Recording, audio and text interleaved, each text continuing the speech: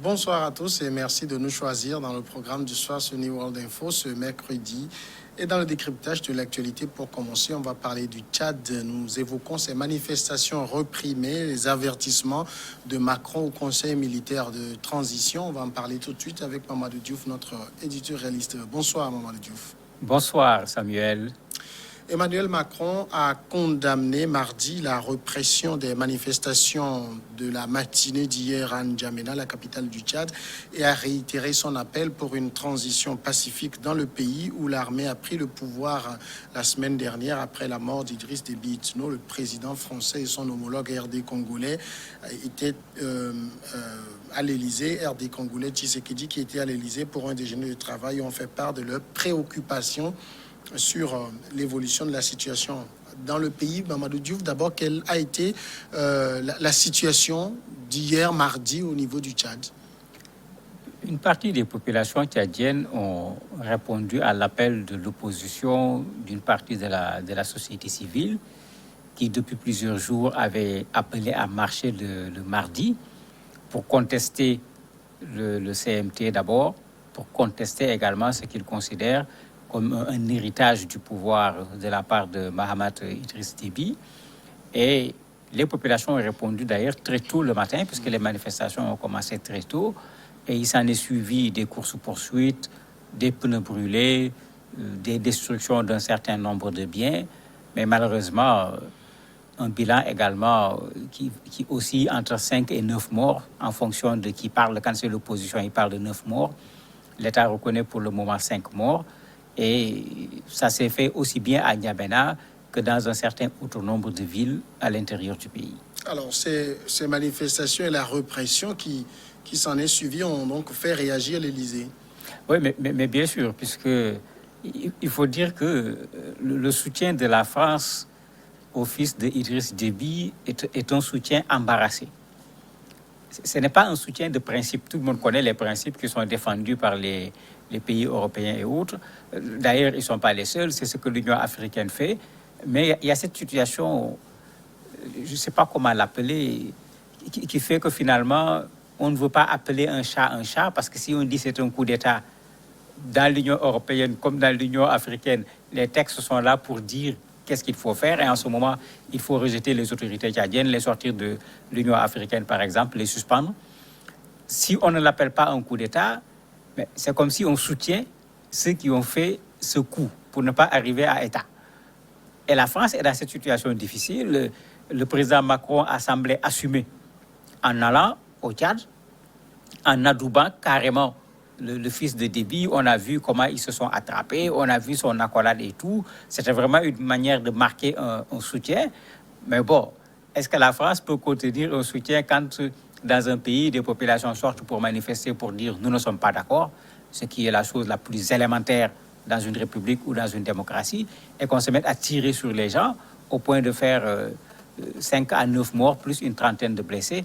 Il devient difficile pour la France de ne rien dire dans ce soutien qui déjà était un soutien embarrassé. Macron a fait le choix des intérêts de la France en se taisant sur un certain nombre de principes, mais ici, c'était très difficile pour la France de ne rien dire parce qu'il y a déjà ce sentiment anti-français un peu partout en Afrique.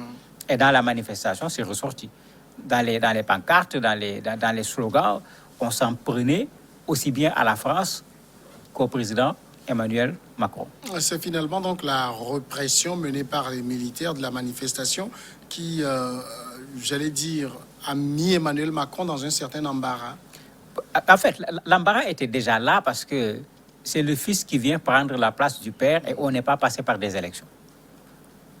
Non seulement on n'est pas passé par des élections, ce mode de dévolution du pouvoir n'existe pas dans la constitution tchadienne. Donc ce qui vient d'être fait, ce n'est ni constitutionnel, ni une élection, alors que généralement, pour prendre le pouvoir, on passe par les élections. Quand ce n'est pas par les élections, il y a vacance du pouvoir. Quand il y a vacance du pouvoir, la Constitution dit qui doit prendre le pouvoir pour être un président intérimaire de façon générale sur 2 à 3 mois et organiser de nouvelles élections. Donc déjà, dans ça, la France était déjà embarrassée. Mais c'est que l'enjeu dépasse le Tchad en termes de sécurité. La France a fait un choix, j'allais dire, d'un réalisme, regarder la réalité en face et laisser de côté les principes. Maintenant, c'est comme si les militaires tchadiens, en voyant la France laisser de côté les principes, ont cru qu'on leur a donné une feuille blanche. Ils pouvaient faire ce qu'ils veulent. Et la France est en train peut-être de les rappeler à l'ordre pour leur dire, mais attendez, le soutien est déjà pas facile. Si on vous soutient et vous vous comportez comme ça, mais nous, on va dire quoi? Parce que Macron va devoir répondre d'abord à son opinion au niveau de la France. Les gens ne vont pas comprendre que Macron, qui avait dit il n'y a plus de France-Afrique, se mette à soutenir un pouvoir qui tire sur ses populations.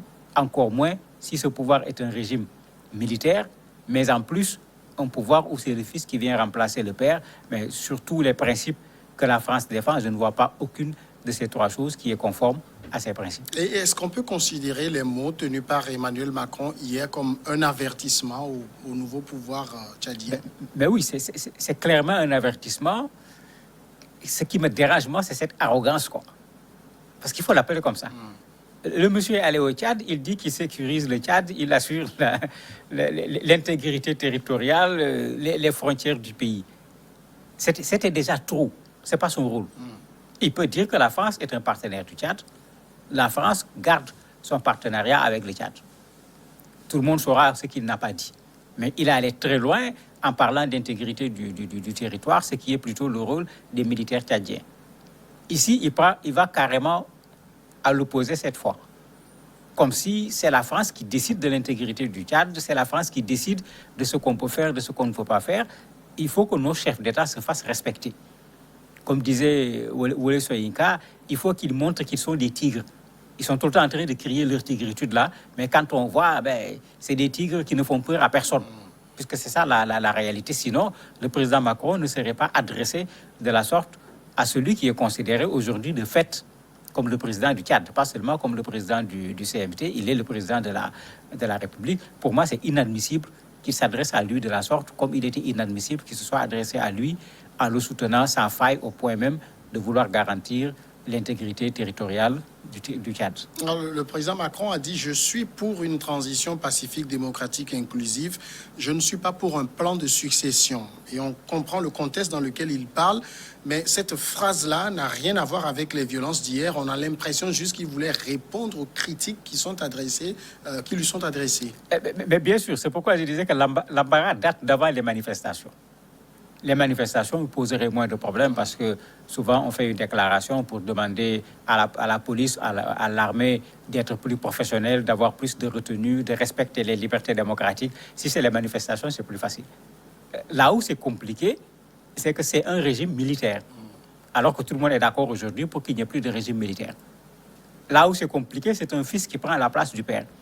Et quand on ramène ça dans la société française pour en faire l'objet d'une discussion, il va être difficile de sortir des arguments. Mais c'est pourquoi quand Macron soutient déjà quelque chose qui n'est pas soutenable, puisque c'est ce que certains intellectuels français ont dit carrément, ce n'est pas soutenable. Si maintenant, celui à qui on a accordé, entre guillemets, la faveur d'accepter qu'il soit là, se met à poser encore des actes qui sont contraires aux principes élémentaires des droits de l'homme, la France est obligée, bien sûr, de se ressaisir. Et Macron est obligé de se défendre parce que sinon, il tend le flanc, alors que n'oublions pas qu'il a un autre enjeu chez lui. Avec des élections qui vont intervenir bientôt, il n'a pas intérêt à commettre des erreurs à l'extérieur du pays. Il va le payer cher au moment des élections. Et quelle est actuellement la situation au niveau du Tchad? Il y a eu quelques petites manifestations aujourd'hui, mais qui ne sont pas allées très loin. Cette fois, les militaires, la police ont pris le devant pour occuper les espaces, de sorte que, finalement, progressivement dans la journée, les choses sont plutôt rentrées dans les normes, les commerces ont ouvert, il y avait l'embouteillage, il y avait la circulation, il y avait les traces quand même de la manifestation d'hier qui montraient qu'il y avait bien eu manifestation, mais le deuxième appel à manifester d'aujourd'hui n'a pas véritablement été suivi par les populations. Le président du Conseil militaire de transition s'est exprimé hier. Qu'est-ce qu'il a dit en substance? Si on résume, il a tout simplement expliqué qu'il faut comprendre qu'avec le contexte sécuritaire, nous étions obligés de prendre le pouvoir.